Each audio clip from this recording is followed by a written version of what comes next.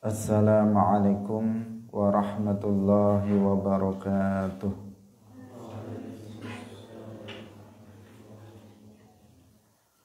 Alhamdulillahi rabbil alamin. Lahu ni'matu wa lahul fadlu wa lahu thana'ul hasan. Wa salawatullahil barrir rahim wal malaikatil muqarrabin ala sayyidina wa maulana Muhammadin wa ala alihi wa ashabihi tayyibin tahirin. Allahumma la sahla illa ma ja'altahu sahla wa anta taj'alul hazna idza syi'ta sahla. Allahumma arzuqna al-ikhlasa fi niyyati wal qawli wal amal wa ba'du. Ila nabiyil mustafa sallallahu alaihi wasallam wa ikhwanihi minal anbiya'i wal mursalin wa syuhada'i was salihin, khususan ila sultanil awliya Syekh Abdul Qadir al-Jilani wa Syekh Ahmad ar-Rifa'i wa Syekh Baha'iddin an-Naqsyabandi wa Syekhina Abdullah al-Harari wa ila arwahi muassisi jam'iyyati Nahdlatul Ulama Syekh Muhammad Hashim Ash'ari wa Syekh Bisri Sansuri wa Syekh Abdul Wahab Hasbuah wa ila arwahi jami'i ahli al-qubur minal muslimin wal muslimat. Al-Fatihah. A'udzu billahi minasy syaithanir rajim. Bismillahirrahmanirrahim. Alhamdulillahi rabbil alamin. Ar-Rahmanir Rahim. Maliki yaumiddin. Iyyaka na'budu wa iyyaka nasta'in. Ihdinas siratal mustaqim.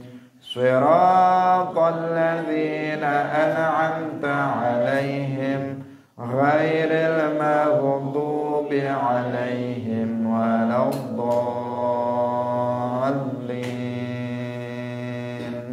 Amin. Hadirin hadirat kaum muslimin muslimat, pemirsa Madu TV rahimakumullah. Alhamdulillah, kita bersyukur kepada Allah Subhanahu wa taala pada pagi hari ini. Allah Subhanahu wa taala kembali mempertemukan kita dalam majelis ilmu, majelis yang mulia, yang barang siapa menghadirinya dengan niat ikhlas lillahi taala akan memperoleh kebaikan yang lebih baik dari pahala atau kebaikan salat sunnah 1000 rakaat. Semoga Allah Subhanahu wa taala menerima amal soleh yang kita lakukan dan kita semuanya mendapatkan ilmu yang manfaat dan barokah fid dunya wal akhirah. Amin ya rabbal alamin. Salawat dan salam semoga tetap terlimpahkan kepada junjungan kita Nabi Agung, makhluk yang termulia, yaitu Nabi Muhammad sallallahu alaihi wasallam, para sahabatnya, keluarganya, serta seluruh umat Islam yang mengikuti beliau ila yaumil qiyamah.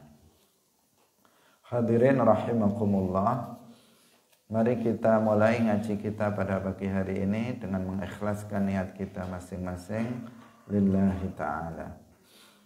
Pada pagi hari ini kita akan memulai pembahasan tentang zakat. Ayat yang akan kita baca penafsirannya adalah firman Allah Subhanahu wa taala dalam surat Al-Baqarah ayat 43 dan juga dalam surat At-Taubah ayat 5. Qala Allah ta'ala wa atuz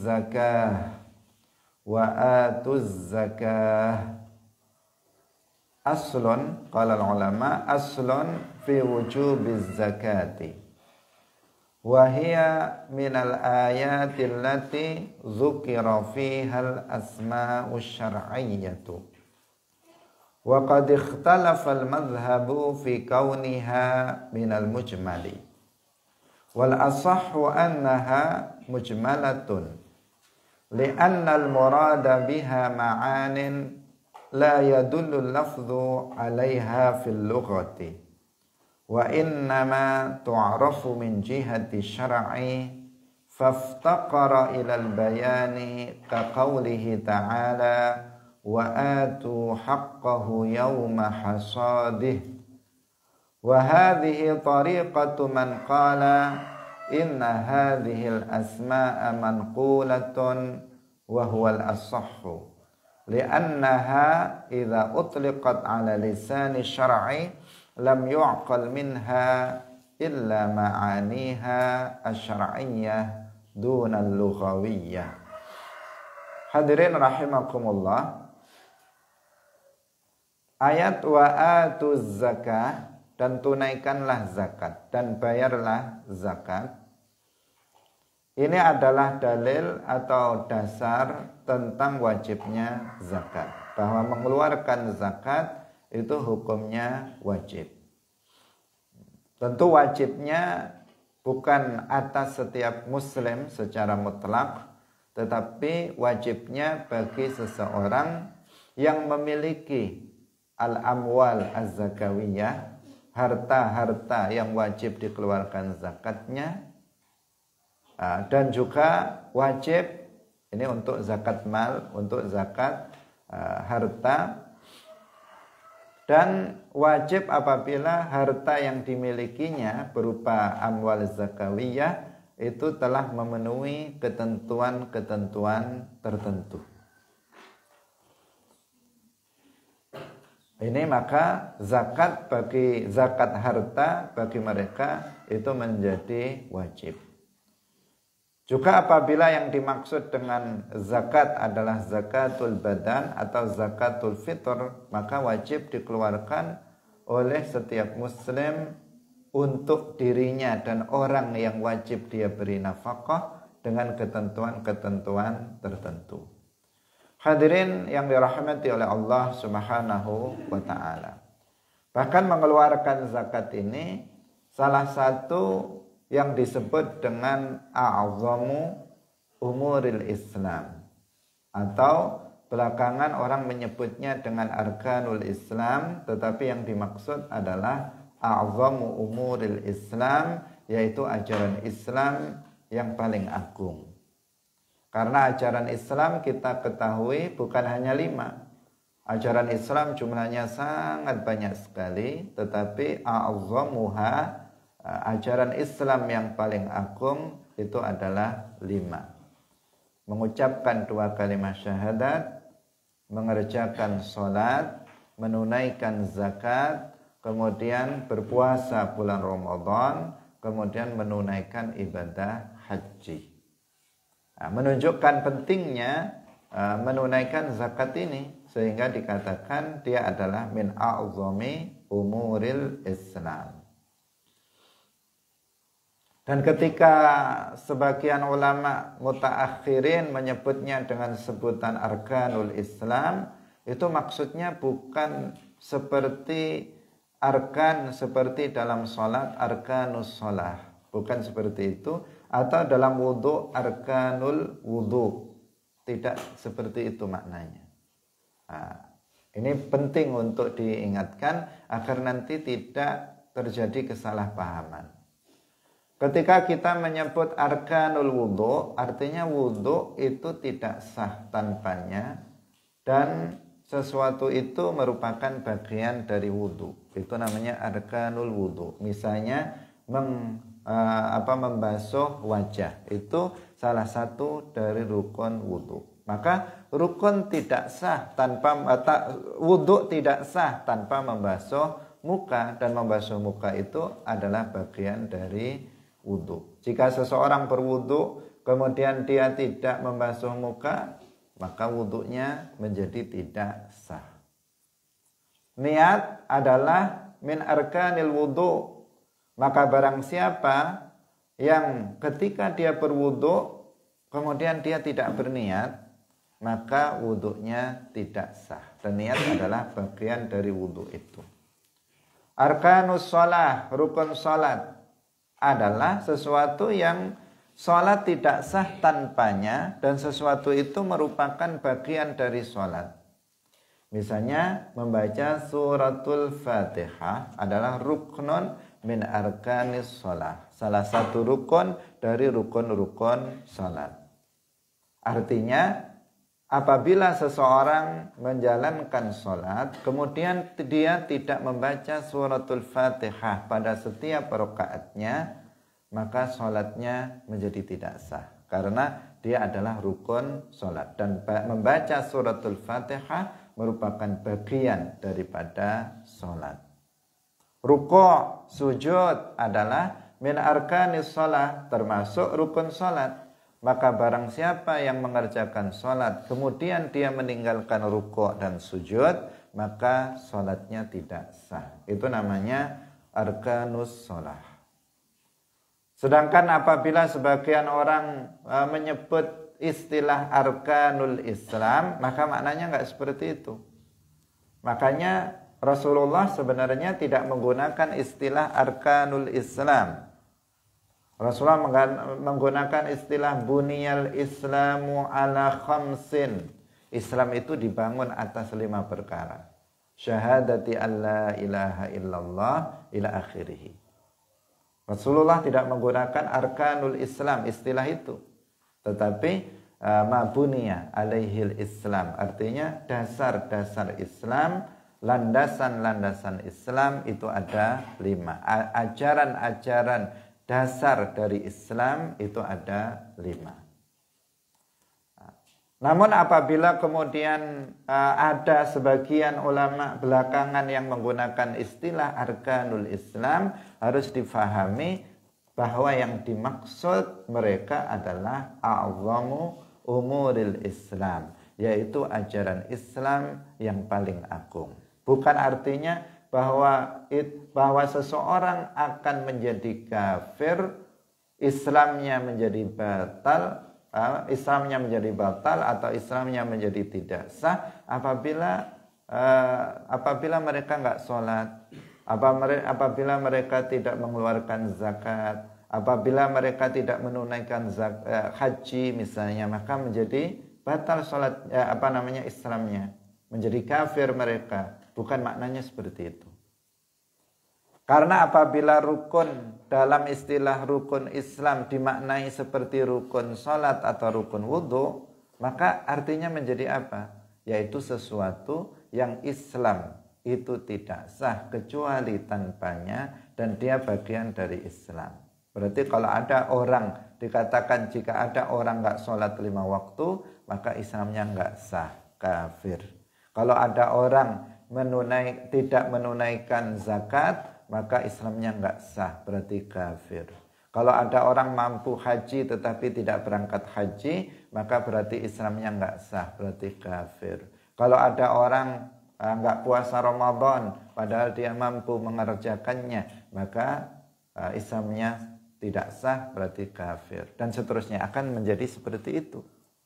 Dan ajaran yang mengkafirkan orang yang tidak mengerjakan sholat, orang yang mengkafirkan orang yang meninggalkan puasa, dan seterusnya, mengkafirkan orang yang tidak berhukum dengan hukum selain hukum Islam, atau mengkafirkan pelaku dosa besar, itu ajaran Khawarij, bukan ajaran Ahlus Sunnah wal Jamaah.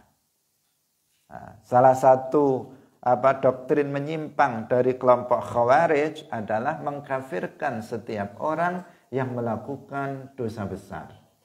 Kalau ada seseorang jatuh pada dosa besar, misalnya dia meninggalkan sholat, mereka bilang kafir secara mutlak. Kalau ada seseorang misalnya mereka berzina, maka mereka bilang dia telah kafir. Dia mengkafirkan setiap orang yang melakukan dosa besar. Sementara Ahlus Sunnah wal Jamaah tidak mengkafirkan setiap orang yang melakukan dosa besar. Ahlus Sunnah wal Jamaah tidak mengkafirkan mereka. Tetapi Ahlus Sunnah wal Jamaah sepakat seperti yang dikatakan oleh Al-Imam Abu Ja'far At-Tahawi, Ahlus Sunnah mengatakan nahnu la nukaffiru ahlal qiblati bidzambin ma lam yastahillahu. Kami Ahlus Sunnah wal Jamaah itu tidak mengkafirkan umat Islam Ahlul Qiblah dengan sebab dosa yang dilakukannya selama dia tidak menghalalkannya. Kalau ada seseorang itu tidak melaksanakan sholat 5 waktu, tetapi dia masih meyakini bahwa sholat 5 waktu itu wajib, namun dia malas untuk mengerjakannya, kita tidak mengkafirkannya, tetapi kita katakan dia telah fasik, dia ahlul kabair, pelaku dosa besar, asin, telah bermaksiat kepada Allah. Muslim asin, Muslim ahlul kabair, Muslim fasik, kita menyebutnya seperti itu. Kalau ada seseorang mampu untuk berpuasa pada bulan Ramadan, tetapi dia tidak melakukannya, maka dia telah jatuh pada dosa besar, tetapi kita tidak mengkafirkannya. Kita mengatakan selama dia mengatakan sholat puasa Ramadan hukumnya wajib, tetapi saya malas berpuasa, maka kita sebut sebagai Muslim asin atau Muslim ahlul kabair atau Muslim fasik. Ada seseorang tidak menunaikan zakat, padahal harta yang dimiliki, dia memiliki mal zakawi dan telah memenuhi ketentuan-ketentuan wajib dikeluarkan zakatnya. Tetapi dia tidak mengeluarkannya karena malas mengeluarkannya. Karena dia tidak mau kehilangan hartanya. Maka kita tidak mengkafirkannya, kita mengatakan dia muslim tetapi fasik, muslim tetapi asin, muslim tetapi ahlul kabair. Niki istilah yang berbeda tetapi maknanya sama. Asin artinya pelaku maksiat, ahlul kabair artinya pelaku dosa besar, fasik artinya pelaku kefasikan, artinya dosa besar. Istilah beda tetapi memiliki makna yang sama. Memiliki maksud yang sama. Atau ada seseorang misalnya dia melakukan zina, maka kita katakan dia muslim tetapi fasik. Ada seseorang misalnya makan riba, ada seseorang berjudi, ada seseorang minum khamr, melakukan maksiat, maka kita menyebutnya muslim ahlul kabair atau muslim fasik atau muslim asin. Itu sebutan kita Ahlus Sunnati wal Jamaah terhadap mereka. Berbeda dengan Khawarij, kelompok Khawarij yang mereka mengkafirkan setiap pelaku dosa besar. Apabila ada seseorang berzina, ada seseorang minum khamr, ada seseorang berjudi, ada seseorang misalnya makan harta riba, maka mereka menyebutnya kafir. Menyebut mereka dengan istilah kafir. Sementara kita nahnu la nukaffiru ahlal qiblati bi dzambin ma lam yastahillahu. Kita tidak mengkafirkan ahlul qiblah yaitu umat Islam dengan sebab dosa yang dilakukannya selama dia tidak menghalalkannya. Bagaimana maksud selama dia tidak menghalalkannya? Selama dia tidak menganggap bahwa atau selama dia tidak meyakini bahwa sesuatu yang haram itu adalah halal.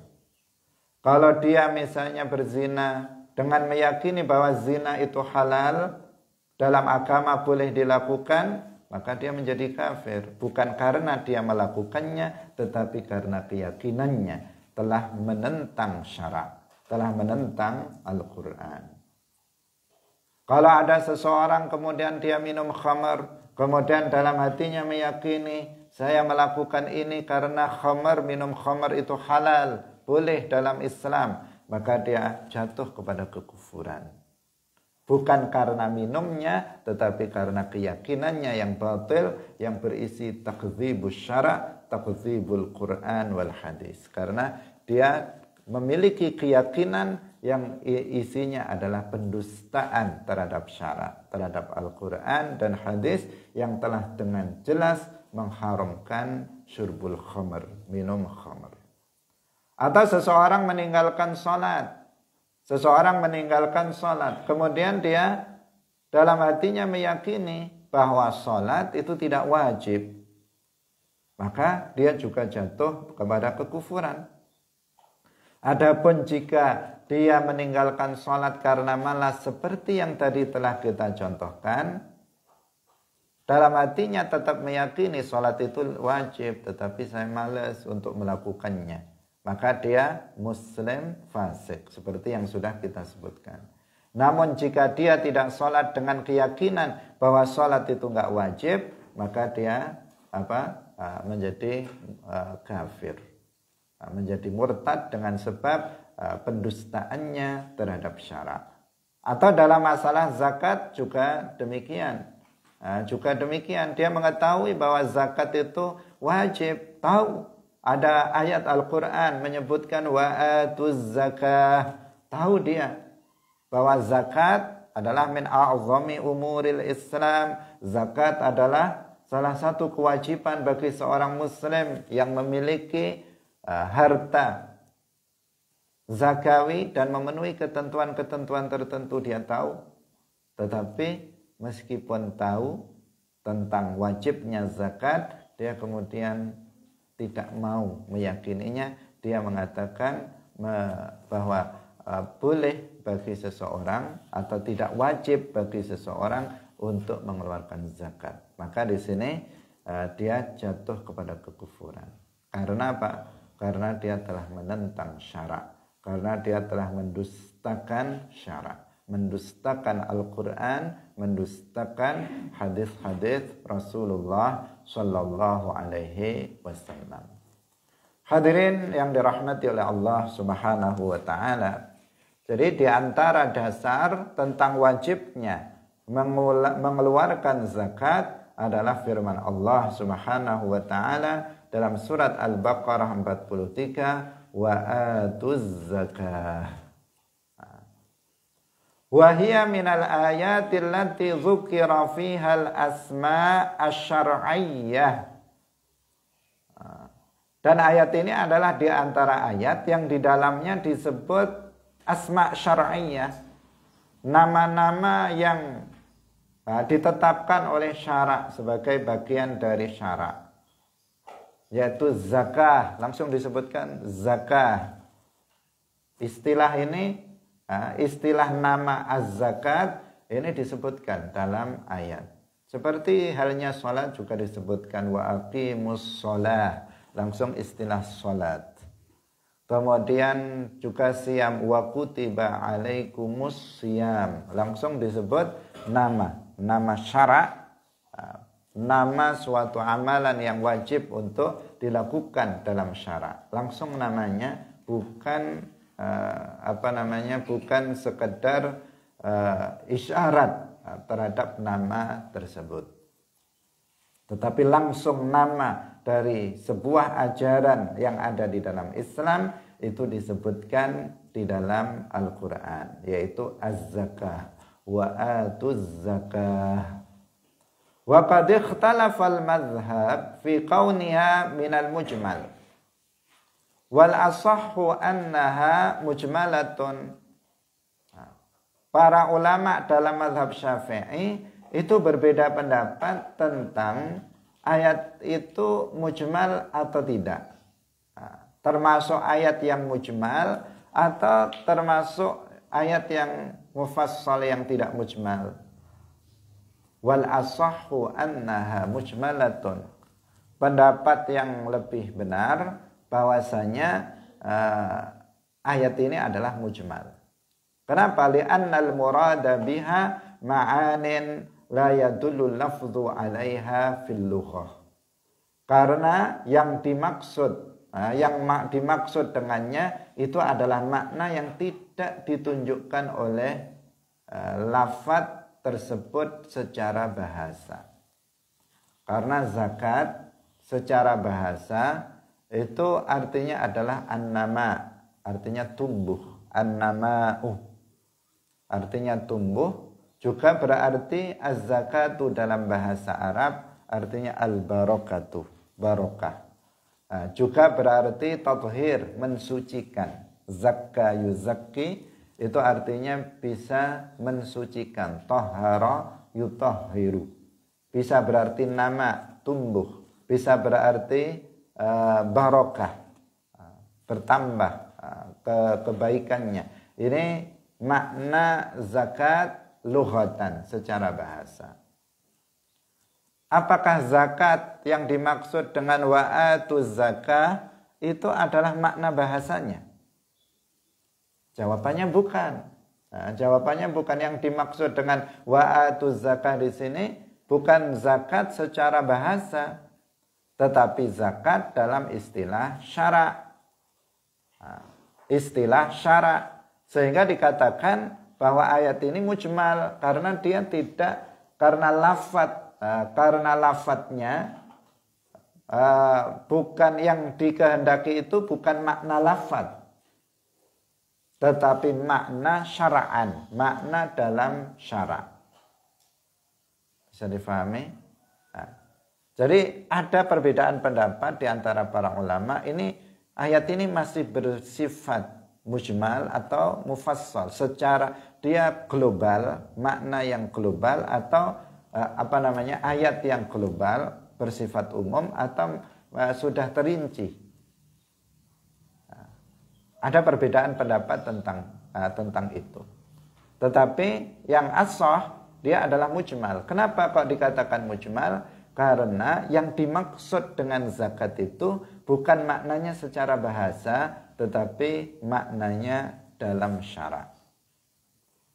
Dan secara syara' zakat itu adalah nama untuk sesuatu yang dikeluarkan karena harta atau badan dengan aturan-aturan tertentu. Itu namanya zakat. Nama zakat adalah sebuah nama untuk sesuatu yang dikeluarkan karena harta. Berarti ini zakatul mal, seperti harta hasil pertanian, emas, perak, kemudian harta hasil perdagangan, seperti harta berupa binatang ternak, ini namanya mal. Atau karena badan, yang disebut dengan zakatul badan atau zakatul fitr. Dia wajib dikeluarkan karena badan, dengan ketentuan-ketentuan tertentu. Ini yang disebut dengan zakat syar'an, secara syara'. Sedangkan secara bahasa tadi artinya adalah tumbuh. Ketika dikatakan wa'atuz zakah, yang dimaksud bukanlah maknanya secara bahasa. Wa'atuz zakah yang dimaksud bukan misalnya dan keluarkanlah sesuatu yang tumbuh, atau keluarkanlah sesuatu yang mensucikan, atau maknanya keluarkanlah sesuatu yang barokah. Bukan itu. Tetapi keluarkanlah zakat dalam istilah syara', yaitu harta yang dikeluarkan karena harta atau badan dengan ketentuan-ketentuan tertentu. Itu yang disebut dengan zakat. Nah, sehingga al-ashah, pendapat al-ashah bahwa ini termasuk masih mujmal. Ayatnya belum merinci, tetapi masih bersifat global. Kenapa? Karena dengan bahwa ayat itu, bahwa az-zakah yang dimaksud di situ bukan maknanya secara bahasa, tetapi maknanya dalam syara', maka masih butuh penjelasan. Ayat yang masih membutuhkan penjelasan namanya mujmal, bukan mufassal. Wa inna ma tu'arafu min jihati syar'i faftaqara ilal bayan. Itu diketahui karena yang dimaksud itu bukan maknanya dalam bahasa, maka diketahuinya itu dari sisi syara', sehingga membutuhkan kepada penjelasan. Jadi wa'atuz zakah tetap membutuhkan kepada penjelasan. Nah, ayat yang masih membutuhkan kepada penjelasan, maka dia disebut sebagai ayat yang mujmalah. Ka qaulihi ta'ala wa atu haqqahu yawma hasadih. Dan tunaikanlah haknya pada hari memanennya. Pada hari memanennya. Di sini dikatakan hadza mimma lam yakhtalifu fil madhhab fi kaunihi mujmalan. Kalau ayat ini juga jelas menunjukkan bahwa ayat ini adalah bersifat mujmal, bersifat global. Wa hadhihi tariqatu man qala inna hadhil asma'a manqulatun wa huwal ashah. Dan ini adalah salah satu cara yang dikatakan oleh sebagian ulama yang berpendapat bahwa ayat ini adalah bahwa nama-nama ini adalah manqulah, yang dinukil, wa huwal ashah, dan itu adalah pendapat yang lebih benar. Bahwa nama zakat itu sesuatu yang manqul dalam syarak. Li'annaha idza utliqat ala lisani syar'i lam yuqal minha illa ma'aniha syar'iyyah duna al-lughawiyyah. Karena jika dikatakan zakat dalam atas lisan syarak, maka tidak dipahami dari istilah itu kecuali yang dimaksud adalah maknanya yang syar'i, bukan maknanya yang lughawi. Ketika kita menyebut misalnya bayarlah zakat, maka dipahami pasti bukan maknanya yang lughatan secara bahasa, tetapi maknanya yang syar'iyah. Sama juga ketika disebut misalnya sholatlah, maka dia akan memahaminya secara syar'i, bukan memahaminya secara lughawi. Bukan misalnya sholatlah kamu, misalnya kemudian dipahami dari situ kita untuk membaca doa, karena secara bahasa as-sholatu huwa du'a. Bukan maknanya itu, tetapi dia akan memahaminya sholat syar'iyah dalam makna yang dimaksud dalam syariat Islam. Hadirin hadirat rahimakumullah. Sekarang kita lanjutkan pada surat At-Taubah ayat 5. Allah Subhanahu wa taala berfirman, "Fa in tabu wa aqamus salata wa atuz zakata fakhallu sabilahum." Fa in tabu wa aqamus salata wa atuz zakata fakhallu sabilahum. Qala as-Suyuti fil Iqlil. Qauluhu ta'ala fa in tabu wa aqamus salata wa atuz zakata fakhallu sabilahum. Lam yuktafa fi takhliyatis sabil bitaubati minasyirki hatta yuqimu as-salata wa yu'tu az-zakata. Fastadalla bihi Syafi'iyyu ala qatri tarikis salah wa qitali mani'iz zakah. Wastadalla bihi man qala bitakfirihima.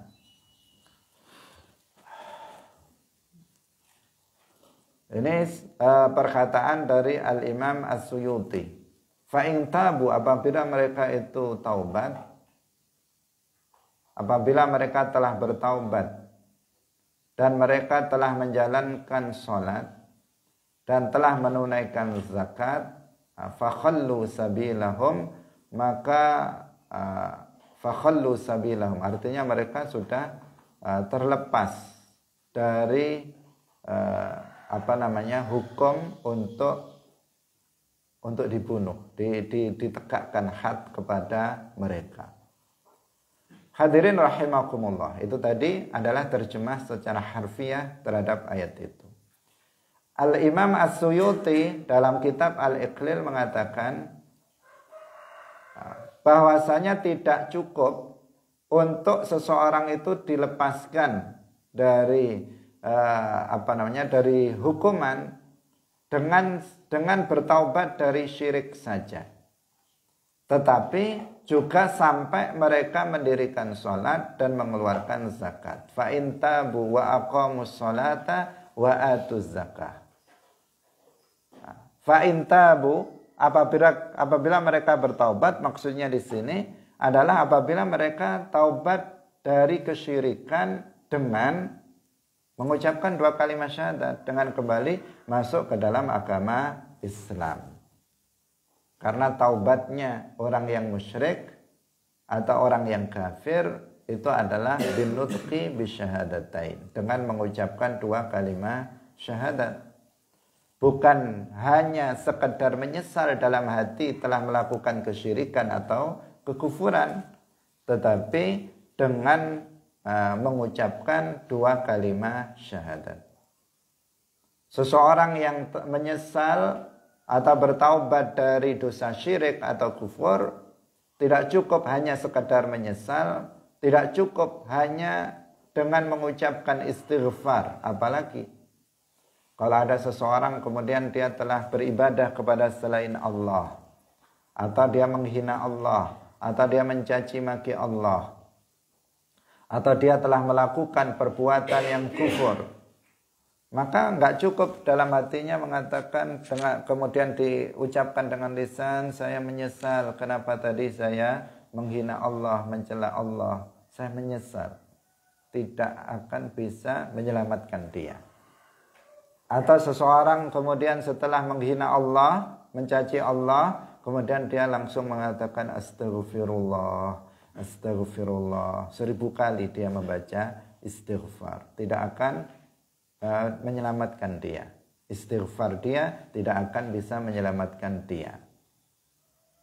Tetapi seseorang yang dia telah melakukan kekufuran atau kesyirikan, taubatnya adalah dengan mengucapkan 2 kalimat syahadat. Asyhadu an la ilaha illallah wa asyhadu anna Muhammadar Rasulullah. Dia telah dengan niat di dalam hatinya masuk kembali ke dalam agama Islam.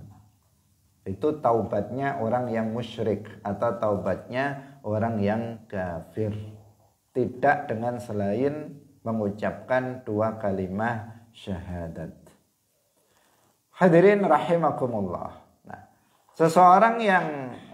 seseorang yang telah bertaubat dari kesyirikan dengan mengucapkan 2 kalimat syahadat, itu tidak dengan sekedar itu seseorang tidak bisa lepas dari hukuman had apabila mereka tidak menjalankan sholat ataupun mengeluarkan zakat.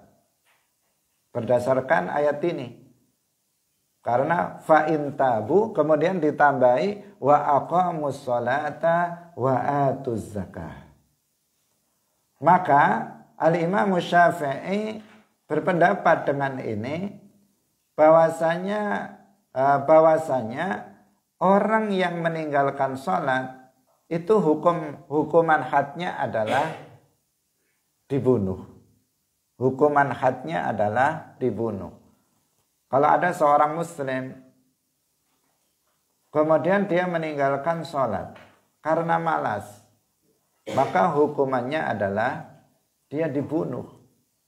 Tetapi yang melakukannya siapa? Khalifah atau imam, pemerintah yang melakukan itu. Yang pemerintah yang menerapkan hukum Islam. Itu yang menerapkan hukuman tersebut. Jadi kalau seseorang itu tetap dalam kesyirikannya, tetap dalam kekufurannya, tidak kembali kepada Islam dengan mengucapkan 2 kalimat syahadat, maka dia dibunuh karena apa? Karena kekufurannya. Karena kekufurannya. Bukan karena yang lainnya. Tetapi apabila seorang muslim itu dia meninggalkan sholat, dia dibunuh karena apa? Bukan karena dia kafir, bukan karena kekufurannya, tetapi karena dia telah meninggalkan sholat. Dan had bagi orang yang meninggalkan sholat adalah dibunuh. Di dalam hadis mutawatir disebutkan, umirtu, Rasulullah Shallallahu Alaihi Wasallam bersabda, umirtu an uqatilan nas hatta yashhadu an la ilaha illallah wa anni Rasulullah. Aku diperintahkan untuk memerangi manusia sampai manusia itu masuk ke dalam agama Islam, sampai mereka bersyahadat, mengucapkan 2 kalimat syahadat, masuk ke dalam agama Islam. Artinya orang-orang yang kafir mereka diperangi, mereka diperangi agar mereka masuk ke dalam agama Islam karena kekufurannya mereka diperangi.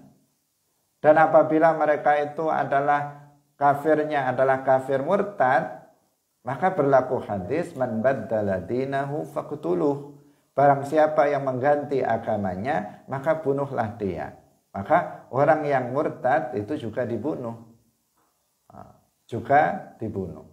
Hukumannya apabila yang dimaksud di sini apabila ada pemerintahan yang menerapkan hukum Islam. Karena hukuman semacam ini tidak bisa dijalankan oleh perorangan atau dijalankan oleh sebuah organisasi tertentu, enggak. Apabila kita melihat misalnya ada seseorang menghina Allah, ada seseorang mencaci maki Nabi, maka enggak bisa kita langsung membunuhnya. Dalam Islam memang hukuman orang yang murtad itu dibunuh. Tetapi tidak secara perorangan kita diperbolehkan untuk melakukan hukuman itu. Karena hukuman itu adalah hak dari imam, hak dari khalifah atau hak dari pemerintah yang menerapkan hukum Islam, bukan hak dari per individu atau organisasi tertentu tidak bisa menerapkan hukuman itu untuk orang yang kafir atau orang yang murtad. Ini satu. Sedangkan orang yang meninggalkan sholat itu juga dibunuh. Hukumannya juga dibunuh. Dasarnya adalah ayat ini. Karena ayat ini dikatakan, di dalam ayat ini disebutkan bahwa seseorang itu tetap akan dibunuh, dijatuhi hukuman bunuh, apalagi selagi mereka itu tidak menjalankan sholat. Wa fa'in tabu wa aqamus sholat. Wa aqamus sholat. Apabila mereka itu tidak mendirikan sholat, maka mereka dibunuh. Jika mereka tidak mendirikan sholat, itu alasannya bahwa sholat itu tidak wajib, maka dibunuh karena kekufurannya. Seperti yang tadi sudah kita jelaskan. Orang yang mengingkari kewajiban sholat, meyakini sholat nggak wajib, dia jatuh pada kekufuran. Maka dia dibunuh karena kemurtadannya itu. Tapi kalau ada seseorang, dia tidak menjalankan sholat, alasannya saya malas mengerjakannya, maka dia dibunuh juga. Tetapi dia hukumnya muslimun. Dia hukumnya tetap muslim. Ada seseorang yang tidak mengerjakan sholat, maka dipanggil oleh khalifah, diminta untuk bertaubat dengan menyesalinya dan segera mengqadha sholat yang ditinggalkannya. Jika dia mau, maka dilepaskan. Fakhallu sabilahum, dilepaskan karena dia telah menjalankan sholat. Tetapi jika dia tetap bersikukuh tidak mau, maka dia dibunuh sebagai had bagi dia dan dia mati dalam keadaan muslim. Mati dalam keadaan muslim. Meskipun dia telah meninggalkan sholat, karena dalam ajaran Ahlus Sunnah orang yang meninggalkan sholat tidak menjadi kafir dengan sebab mengerjakan dosa besar. Demikian juga orang yang tidak mengeluarkan zakat, wa atuz zakah. Orang yang tidak mengeluarkan zakat itu diperangi. Tetapi yang dimaksud di sini adalah para ulama menjelaskan apabila mereka memiliki kekuatan, apabila yang tidak mengeluarkan zakat, yang enggan untuk mengeluarkan zakat, itu bukan satu atau dua orang saja, tetapi sekelompok orang yang beramai-ramai sepakat untuk tidak mau mengeluarkan zakat. Meskipun mereka itu meyakini zakat itu wajib, tetapi mereka nggak mau mengeluarkan zakat beramai-ramai. Maka di sini pemerintah memerangi mereka seperti yang dilakukan pada masa Khalifah Abu Bakar As-Siddiq radhiyallahu anhu. Setelah wafatnya Rasulullah sallallahu alaihi wasallam, ada sekelompok orang Muslim, mereka tidak mau mengeluarkan zakat yang disebut dengan mani'uz zakah. Mereka orang-orang yang mencegah mengeluarkan zakat, tidak mau taat terhadap khalifah untuk mengeluarkan zakat. Tetapi kasusnya ketika itu adalah karena mereka mentakwilkan sebuah ayat secara keliru, yaitu firman Allah Subhanahu wa taala, khudh min amwalihim shadaqatan. Mereka memahami bahwa khudh itu khitabnya kepada Nabi Muhammad. Khudh ya Muhammad, wahai Muhammad, ambillah dari harta mereka zakat. Kemudian mereka memahami sekarang Rasulullah sudah wafat, berarti nggak ada lagi yang berhak untuk mengambil harta zakat dari kita, maka kita nggak usah mengeluarkan zakat. Itu asal usul mereka tidak mau mengeluarkan zakat. Maka mereka kemudian diperangi oleh Sayyiduna Abu Bakar As-Siddiq radhiyallahu anhu sebagai khalifatu Rasulillah. Mereka diperangi. Karena ayat itu meskipun memang khitabnya kepada Nabi Muhammad, tetapi berlaku untuk semua a'immah, berlaku untuk semua imam. Nah, bukan hanya Rasulullah, termasuk juga para pemimpin, para imam itu juga memiliki hak yang sama dengan Rasulullah dalam rangka memungut zakat dari umat Islam. Hadirin yang dirahmati oleh Allah Subhanahu wa taala, jika ada yang seperti itu, ada menggalang para pembangkang tidak mau mengeluarkan zakat itu mereka dalam jumlah yang banyak, maka di sini mereka juga diperangi. Itu yang dimaksud bahwa wa atuz zakah, yang mereka tidak mengeluarkan zakat, maka mereka tidak lepas dari hukuman bahwa mereka dibunuh. Berbeda-beda. Bagi yang mereka masih dalam kesyirikan, mereka itu lepas dari dibunuh apabila mereka sudah mengucapkan 2 kalimat syahadat. Bagi mereka yang meninggalkan sholat, mereka lepas apabila mereka bertaubat dan menjalankan sholat. Bagi mereka yang mencegah mengeluarkan zakat, maka mereka dilepaskan dari siksa dari had dibunuh apabila mereka telah bertaubat dan mereka mau mengeluarkan zakat. Jika sudah seperti itu, mereka sudah lepas dari kesyirikan, mereka mengerjakan salat, mereka telah menunaikan zakat, fakhallu sabilahum. Mereka sudah lepas dari hukuman-hukuman atau had ini. Baik itu haddur riddah, had sebagai riddah, atau had dalam tarkis shalah, meninggalkan salat. Wastadalla bihi man qala bi takfirihima.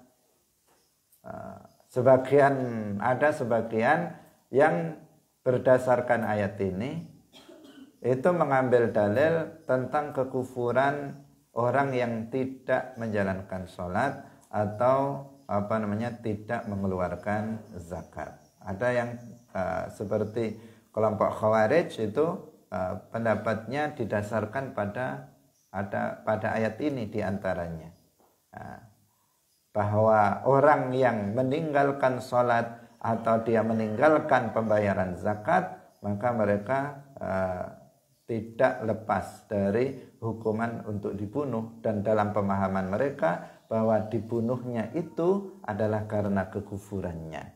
Sementara kebanyakan umat Islam Ahlus Sunnah wal Jamaah, mereka memang dibunuh. Orang yang meninggalkan sholat, orang yang tidak mengeluarkan zakat itu diperangi, tetapi bukan karena kekufuran mereka, tetapi itu adalah sebagai hukuman had bagi mereka. Hadirin rahimakumullah, demikian pengajian kita pada pagi hari ini. Ayat berikutnya masih tentang tentang zakat, tetapi akan sangat panjang penjelasannya sehingga kita akan bahas dalam pertemuan berikutnya. Semoga bermanfaat bagi kita semuanya. Barakallahu fikum wallahul muwaffiq ila aqwamit thoriq. Wassalamualaikum warahmatullahi wabarakatuh. La ilaha illallah. Allahumma salli ala sayyidina Muhammad wa ala alihi wa sahbihi wa sallim. Rabbi ghfirli wa liwalidayya wa lil mu'minina wal mu'minat.